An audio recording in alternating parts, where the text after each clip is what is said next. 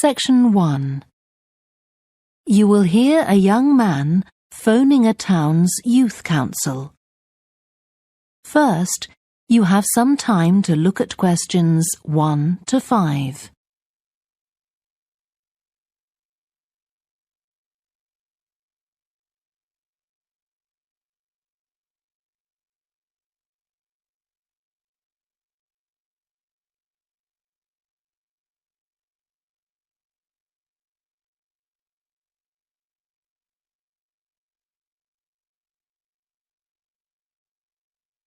You will see that there is an example that has been done for you.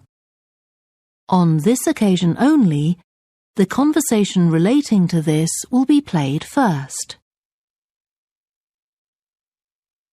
Good morning, Youth Council. Caroline speaking. Oh, hello. I'm interested in standing for election to the Youth Council, and I was told to give you a call. That's good. Could I have your name, please? Yes, it's Roger Brown. Thank you. The young man's name is Roger Brown, so Brown has been written in the space. Now we shall begin. You should answer the questions as you listen, because you will not hear the recording a second time.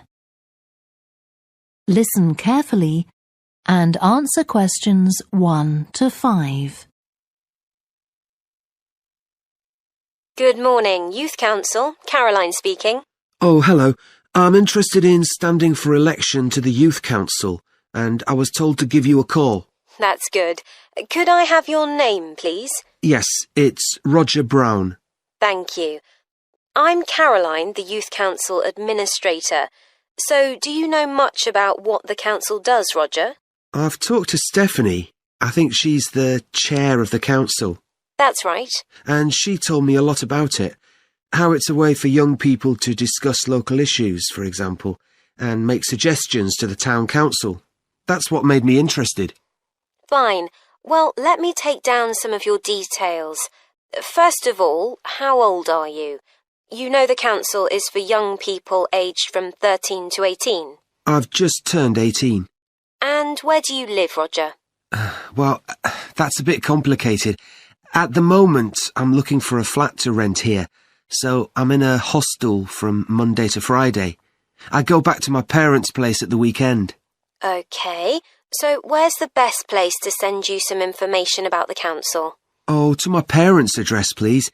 That's 17 Buckley Street, Buckleigh Street, Stamford, Lincolnshire. Though you don't really need the county. Oh, I know Stamford. It's a lovely town. And what's the postcode? PE9 7QT. Right, thank you. So are you working here or are you a student? I started studying at the university a couple of weeks ago, and I've got a part-time job for a few hours a week. What do you do? Well, I've done several different things. I've just finished a short-term contract as a courier, and now I'm working as a waiter in one of the big hotels. Uh-huh. That can't leave you much time for studying. Oh, it's not too bad. I managed to fit it all in. What are you studying? My ambition is to go into Parliament eventually, so my major subject is politics. That's partly why I think the Youth Council is important, and want to be a part of it. And I suppose you're also taking a minor subject, aren't you? I know a lot of people study economics too. I chose history.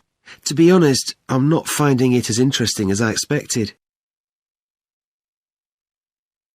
Before you hear the rest of the phone call, you have some time to look at questions 6 to 10.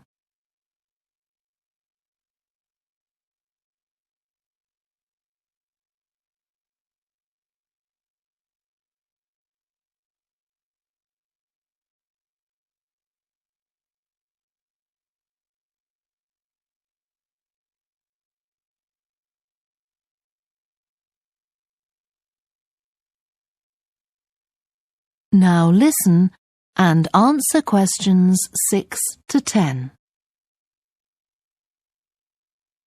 OK, so with your studying and your part-time job, do you have time for any other interests or hobbies? Well, I spend quite a lot of time cycling, both around town to get to university and to work, and also long distance, from here to London, for instance. That's pretty impressive. Anything else?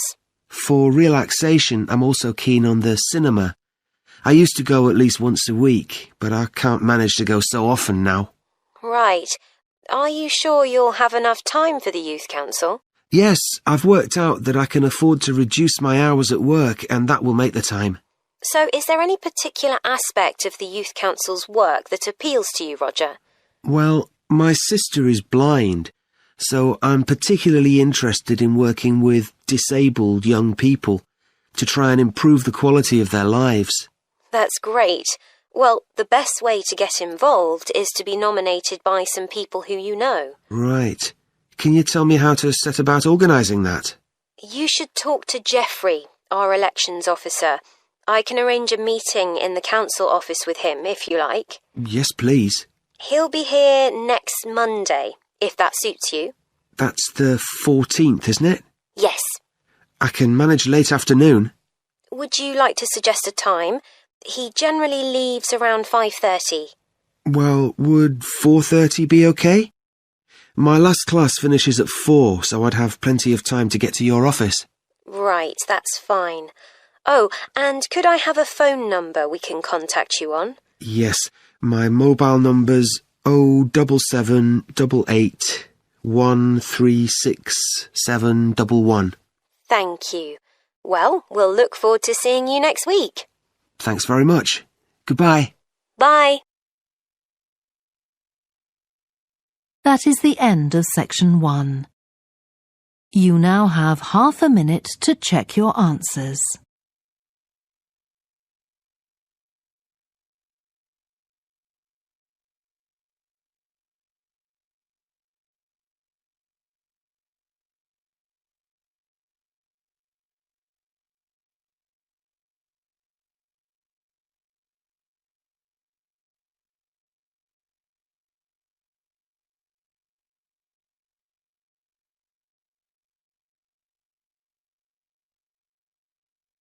Now turn to section 2. Section 2. You will hear a woman who works in a theatre talking to 2 new staff members on their first day of work. First, you have some time to look at questions 11 to 16.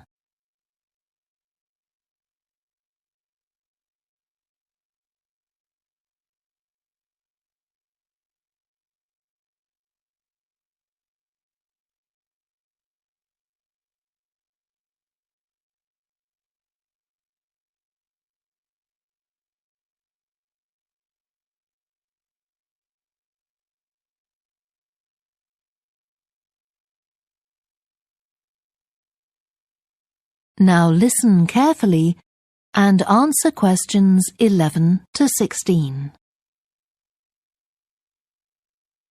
Hi, great to see you. I'm Jodie, and I'll be looking after both of you for the first month you're working here at the Amersham Theatre. I'll tell you something about the theatre now, then take you to meet 2 of the other staff. It's an old building, and it's been modernised several times. In fact, as you can see, we're carrying out a major refurbishment at the moment. The interior has just been repainted, and we're about to start on the exterior of the building. That'll be a big job. The work's running over budget, so we've had to postpone installing an elevator. I hope you're happy running up and down stairs. When the theatre was built, people were generally slimmer and shorter than now, and the seats were very close together.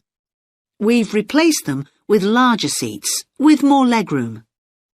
This means fewer seats in total, but we've taken the opportunity to install seats that can easily be moved to create different acting spaces.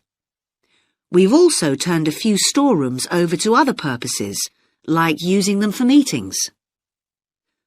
We try hard to involve members of the public in the theatre. One way is by organising backstage tours, so people can be shown round the building and learn how a theatre operates.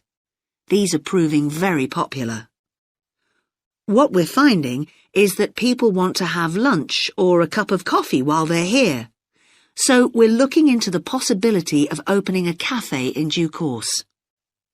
We have a bookshop which specialises in books about drama, and that attracts plenty of customers. Then there are 2 large rooms that will be decorated next month, and they'll be available for hire, for conferences and private functions, such as parties. We're also considering hiring out costumes to amateur drama clubs. Now I want to tell you about our workshops. We recently started a programme of workshops that anyone can join. Eventually, we intend to run courses in acting, but we're waiting until we've got the right people in place as trainers. That's proving more difficult than we'd expected. There's a big demand to learn about the technical side of putting on a production, and our lighting workshop has already started with great success. We're going to start one on sound next month. A number of people have inquired about workshops on makeup, and that's something we're considering for the future. A surprise success is the workshop on making puppets. We happen to have someone working here who does it as a hobby, and she offered to run a workshop. It was so popular, we're now running them every month. Before you hear the rest of the talk, you have some time to look at questions 17 to 20.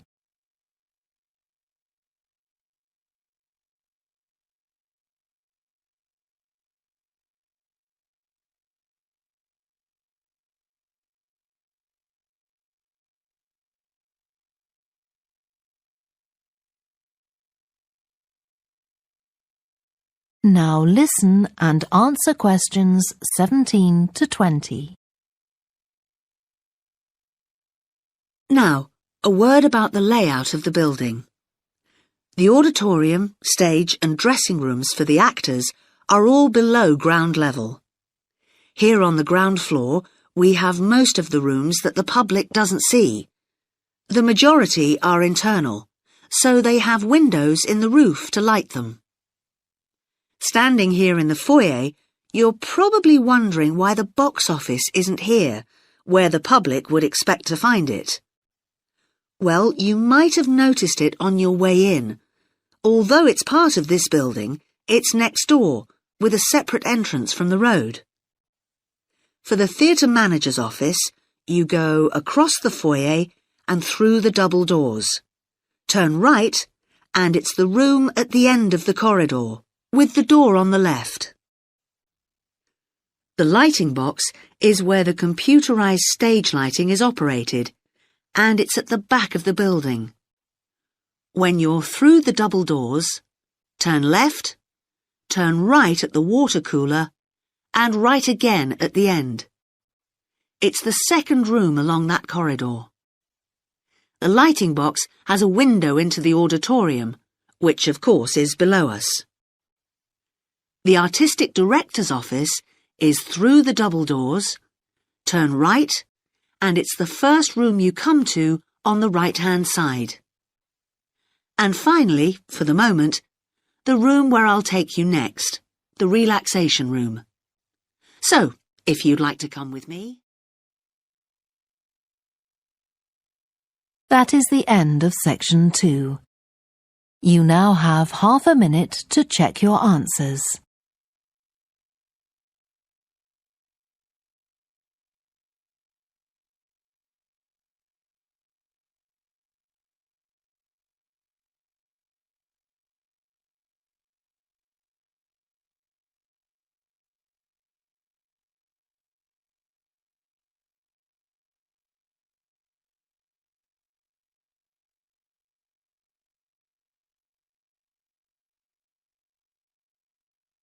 Now turn to section 3. Section 3.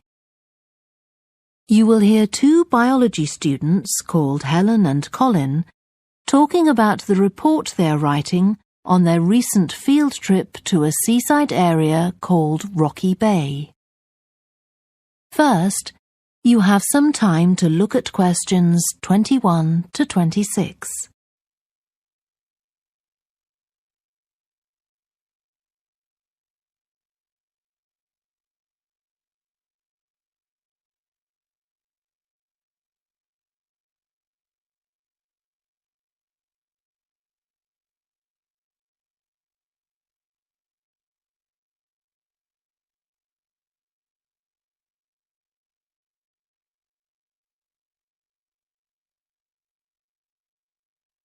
Now listen carefully and answer questions 21 to 26. I've brought my notes on our biology field trip to Rocky Bay, Colin, so we can work on our report on the research we did together. OK. I've got mine too. Let's look at the aims of the trip first. Right. What did you have?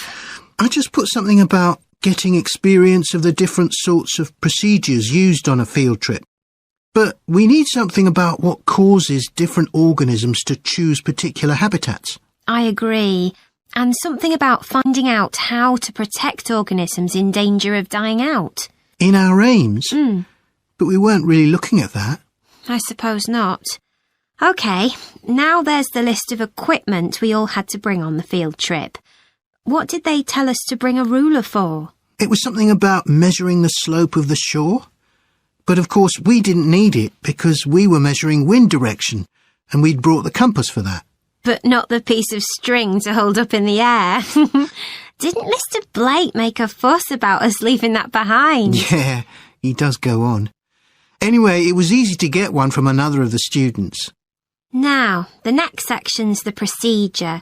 I sent you the draft of that. Yeah, it was clear, but I don't think we need all these details of what time we left and what time we got back and how we divided up the different research tasks. OK, I'll look at that again.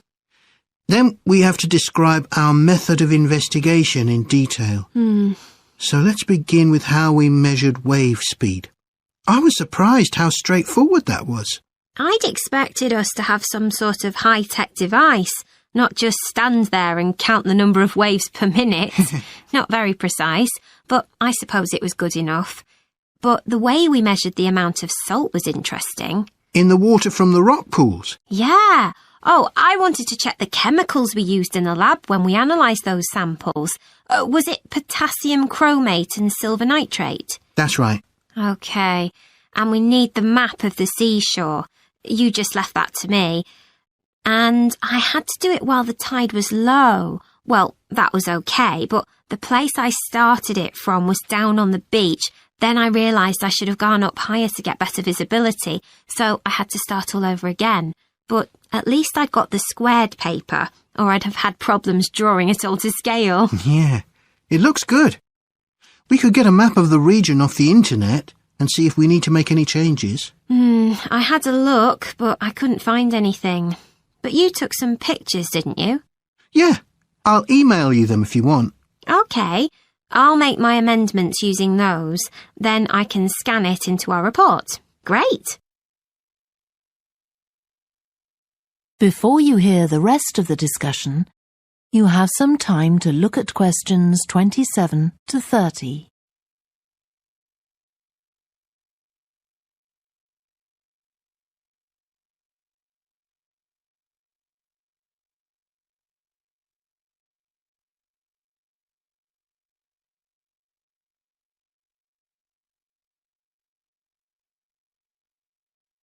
Now listen and answer questions 27 to 30.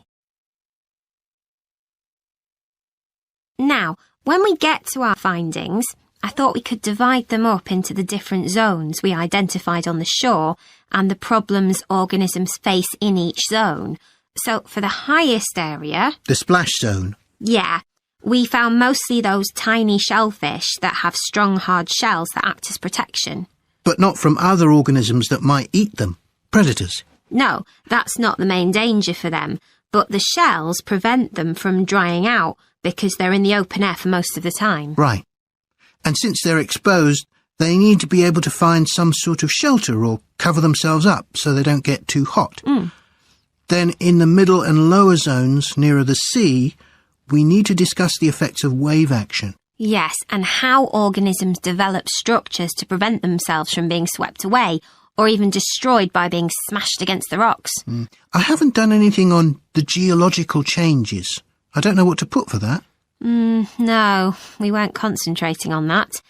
Maybe we need to find some websites. Good idea. I've got the lecture notes from Mr. Blake's geology course, but they're too general. But we could ask him which books on our reading list might be most helpful. Right.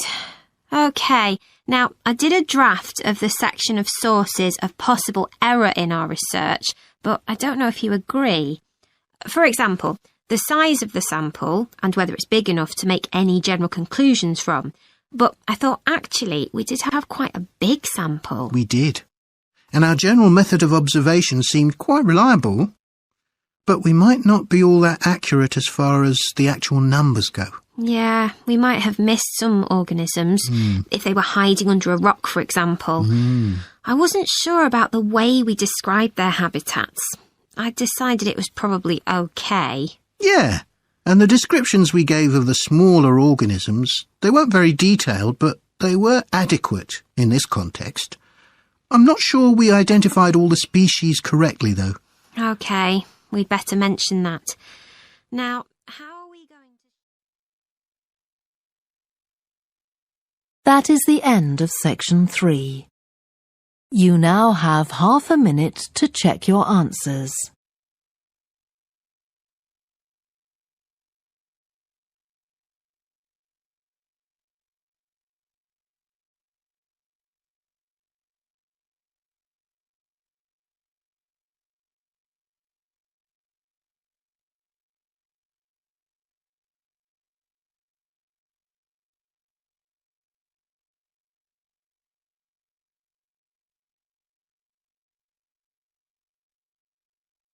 Now turn to section 4.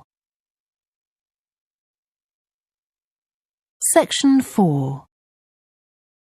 You will hear part of a lecture to students of architecture about the design of a public building.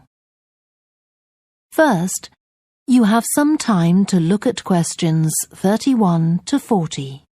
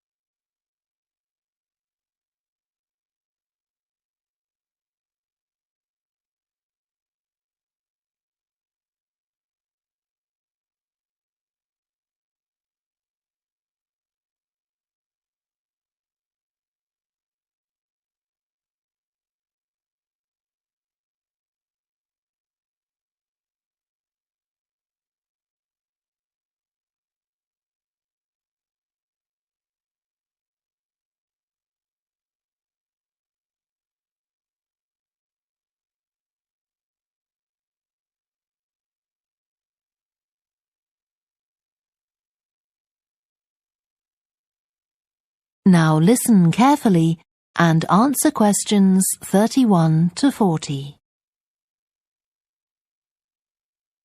We've been discussing the factors the architect has to consider when designing domestic buildings. I'm going to move on now to consider the design of public buildings, and I'll illustrate this by referring to the new Taylor Concert Hall that's recently been completed here in the city. So, as with a domestic building, when designing a public building, an architect needs to consider the function of the building. For example, is it to be used primarily for entertainment, or for education, or for administration? The second thing the architect needs to think about is the context of the building. This includes its physical location, obviously, but it also includes the social meaning of the building. how it relates to the people it's built for. And finally, for important public buildings, the architect may also be looking for a central symbolic idea on which to base the design, a sort of metaphor for the building and the way in which it is used. Let's look at the new Taylor Concert Hall in relation to these ideas. The location chosen was a site in a run-down district that has been ignored in previous redevelopment plans. It was occupied by a factory that has been empty for some years. The whole area was some distance from the high-rise office blocks of the central business district and shopping centre, but it was only 1 kilometre from the ring road. The site itself was bordered to the north by a canal, which had once been used by boats bringing in raw materials when the area was used for manufacturing. The architect chosen for the project was Tom Harrison. He found the main design challenge was the location of the site in an area that had no neighbouring buildings of any importance. To reflect the fact that the significance of the building in this quite run-down location was as yet unknown, he decided to create a building centred around the idea of a mystery, something whose meaning still has to be discovered. So, how was this reflected in the design of the building? Well, Harrison decided to create pedestrian access to the building and to make use of the presence of water on the site. As people approach the entrance, they therefore have to cross over a bridge. He wanted to give people a feeling of suspense as they see the building first from a distance and then close up. And the initial impression he wanted to create from the shape of the building as a whole was that of a box. The first side that people see, the southern wall, is just a high, flat wall uninterrupted by any windows. This might sound off-putting, but it supports Harrison's concept of the building, that the person approaching is intrigued and wonders what will be inside. And this flat wall also has another purpose. At night time, projectors are switched on, and it functions as a huge screen onto which images are projected.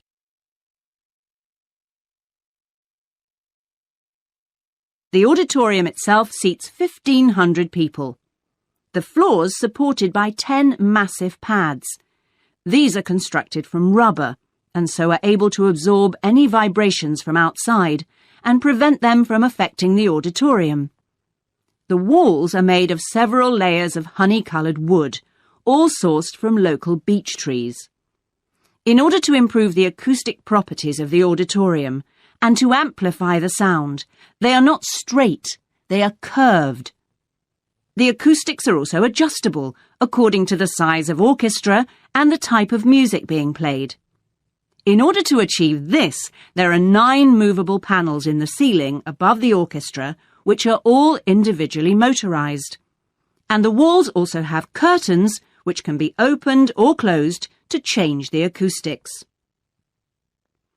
The reaction of the public to the new building has generally been positive. However, the evaluation of some critics has been less enthusiastic. In spite of Harrison's efforts to use local materials, they criticise the style of the design as being international rather than local, and say it doesn't reflect features of the landscape or society for which it is built. That is the end of section 4. You now have half a minute to check your answers.